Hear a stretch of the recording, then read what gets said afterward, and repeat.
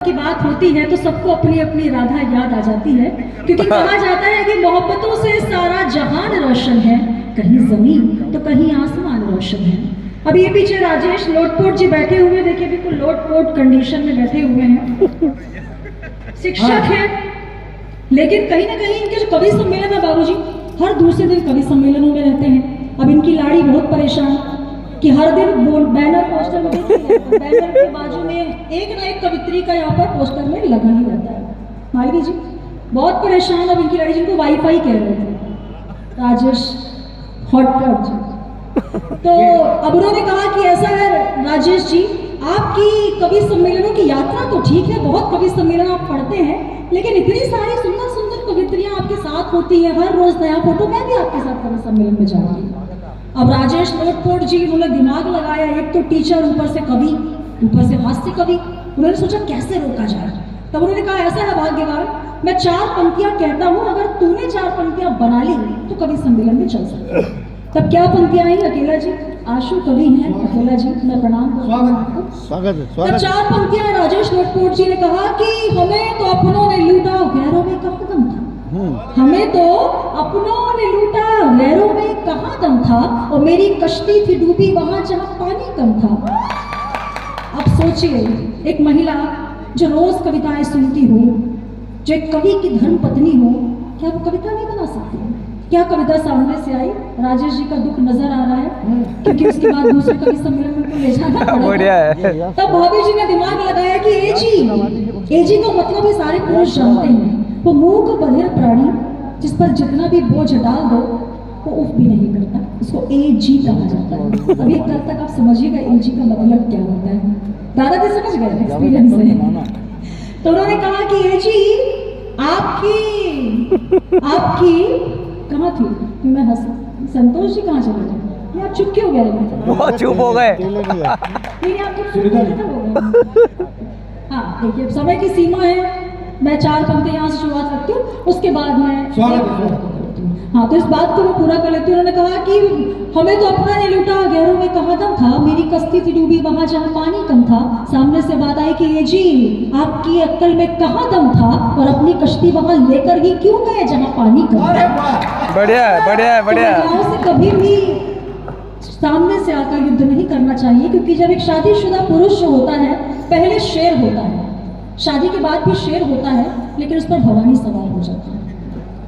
अभी मुझसे आदरणीय अनल जी कह रहे थे कि सुनीता क्या बात है, शादी नहीं कर रही हो, बहन हो मेरी छोटी, इसलिए तुम्हें सलाह देना चाहता हूँ अनल जी। तब उन्होंने कहा कि सुनीता क्या बात है, शादी नहीं कर रही हो? मैंने कहा अनल जी ऐसा है कि आप शादीशुदा, ऊपर से कवि, मेरे बड़े भाई, ये बताइए कि आपकी शादीशुदा जिंदगी कैसी चल रही है?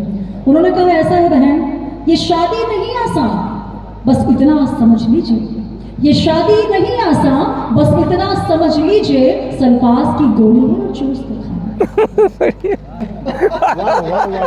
ये परिचित जी को याद आ गया कि जिसकी वजह से मेरे बाल बड़े हुए, शायद हाल भी यही हो जाता। जब से बैठे हुए बड़े कॉम्प्लेक्स में आ गई कि उनकी हेयर स्टाइल अच्छी है कि मेरी।